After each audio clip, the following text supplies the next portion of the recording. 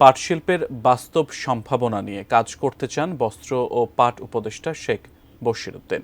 পাট পণ্যে $2 বিলিয়ন রপ্তানি আয়ের জন্য সুনির্দিষ্ট প্রস্তাব আহ্বান করে তিনি বলেছেন, তা বাস্তবায়নের যা যা করা প্রয়োজন করা হবে।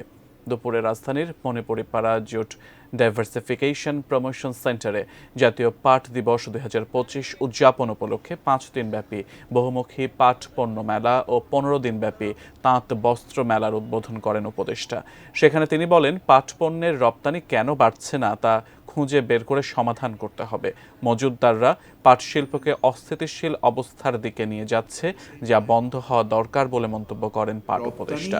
জানান, মন্ত্রণালয়ের 354 কোটি টাকার প্রকল্প থেকে কৃষকদের বীজ, সার, প্রযুক্তি, পাট পচন প্রক্রিয়া, গুণগত মান উন্নয়নে সহায়তা করা হচ্ছে। রপ্তানি দুঃখজনকভাবে প্রবৃদ্ধি ঘটছে না। আমাদের রপ্তানির একটা ঋণাত্মক প্রবৃদ্ধি ঘটছে, যেটা অবশ্যই কাঙ্ক্ষিত না। এবং সেই ক্ষেত্রে সমস্যাটা কোথায়, এই আজকের আলোচনায় সেটা খুব ব্যাপকভাবে উঠে আসেনি। আমি ধারণা করেছিলাম আমরা শুধু সম্ভাবনার কথা বলছি, এবং সেই সম্ভাবনাটা কি বায়বীয় না সেই সম্ভাবনাটা বাস্তব।